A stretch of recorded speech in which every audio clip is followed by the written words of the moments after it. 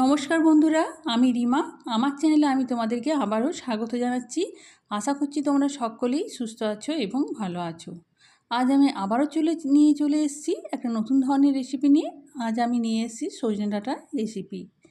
এই সজনে ডাঁটা আমাদের স্বাস্থ্যের পক্ষে খুবই ভালো, সেটা তোমরা সকলেই জানো। চলো রেসিপিটা এবার শুরু করা যাক। এই রেসিপিটি বানানোর জন্য আমি সজনে ডাঁটা নিয়ে উপরে যে স্কিনটা হালকা করে ফেলে দিয়েছি, আর নিচে আমি 1 কাপ ছোলার ডাল আগে থেকে ভিজিয়ে রেখেছিলাম, আর নিচে টমেটো আর একটা আলু।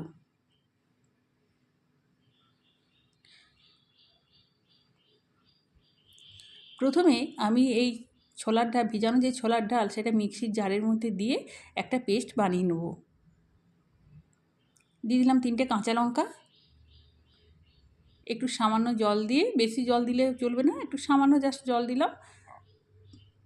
এরপর একটা পেস্ট আমি বানিয়ে নিলাম। এই পেস্টটা একটা পাত্রের মধ্যে আমি ঢেলে নিলাম। এরপর এর মধ্যে নুন দিয়ে দিলাম, আর দিয়ে দিলাম সামান্য পরিমাণে সর্ষের তেল। এবার যে ছোলার ডালের পেস্টটা তৈরি করেছিলাম সেটা খুব ভালোভাবে হাত দিয়ে ফেটিয়ে নিতে হবে।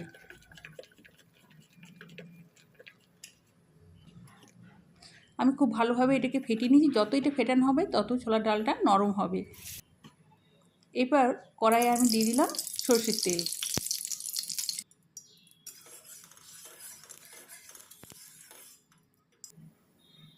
তেল গরম হলে যে ছোলার ডালের পেস্টটা তৈরি করেছিলাম সেগুলো এখান থেকে নিয়ে আমি ছোটো ছোটো বড়ার আকারে ভেজে নেব।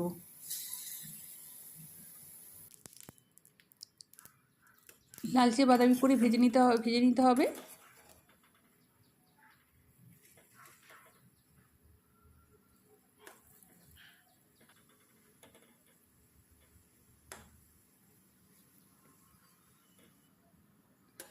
বড়াগুলো ভাজা হয়ে গেছে, এবার আমি কড়াই থেকে তুলে নিচ্ছি।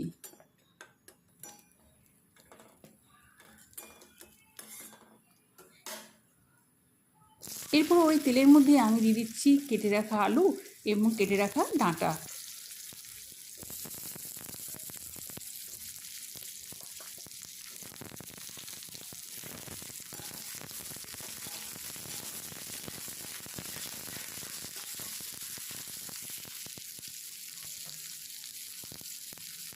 সামান্য পরিমাণে হলুদ দিয়ে আলু এবং ডাঁটা হালকা বাদামি করে ভেজে নিতে হবে। দেখে নাও আলু এবং ডাঁটার কালার কিন্তু চেঞ্জ হয়ে গেছে, একটা ব্রাউন স্পট পড়ে গেছে আলু এবং ডাঁটার গায়ে। এরপর আমি এগুলিকে তুলে রেখে দিলাম। এবার আবারও আমি কড়াইতে একটুখানি তেল দিয়ে দিলাম। তেল গরম হলে এর মধ্যে আমি দিয়েছি একটা তেজপাতা ফোড়ন আর সামান্য জিরে ফোড়ন। একটুখানি কাশ্মীরি লঙ্কার গুঁড়ো আমি তেলের মধ্যে দিয়ে দিলাম। এর ফলে তরকারির কালারটা বেশ সুন্দর হবে। এরপর আমি এর মধ্যে দিয়ে দিলাম আদা বাটা। এখানে আমি 1.5 চা চামচের মতো আদা বাটা দিয়ে দিলাম। সামান্য পরিমাণে জল দিয়ে মশলাটাকে একটু ভালোভাবে ভেজে নিতে হবে। এরপর এর মধ্যে দিচ্ছি আমি 1 চা চামচ জিরে গুঁড়ো আর 1/2 চা চামচ ধনে গুঁড়ো। মশলাটা ঠিক একইভাবে ভালোভাবে কষিয়ে নিতে হবে।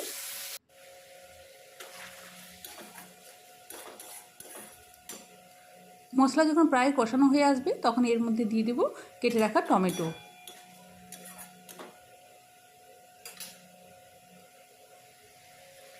এরপর আমি ভেজে রাখা ডাঁটা এবং আলু এর মধ্যে দিয়ে দিলাম।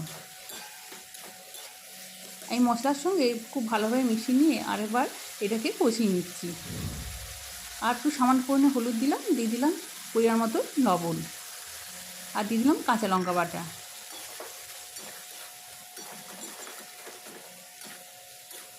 ঝালটা নিজে নিজে স্বাদ অনুযায়ী দেবে। আমি এখানে মোটামুটি 2 চা চামচের মতো কাঁচা লঙ্কা বাটা দিলাম।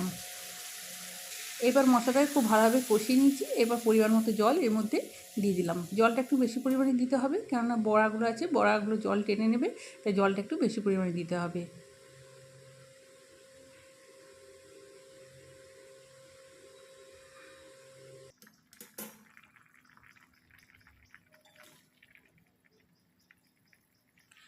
হাতে করে দেখে নিচ্ছি ডাঁটাটা কত দূর সেদ্ধ হয়েছে। ডাঁটাটা দেখে নিচ্ছি প্রায় মোটামুটি হাফ সেদ্ধ হয়ে গেছে।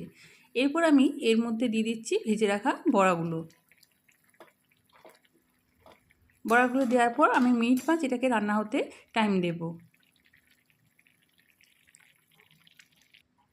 মিনিট 5 হয়ে গেছে। আজকে এই রেসিপি আমার সম্পূর্ণরূপে তৈরি হয়ে গেছে। সজনে ডাঁটা দিয়ে বড়ার ঝোল সম্পূর্ণরূপে তৈরি। এটি গরম গরম ভাতের সঙ্গে পরিবেশন করে দেবো।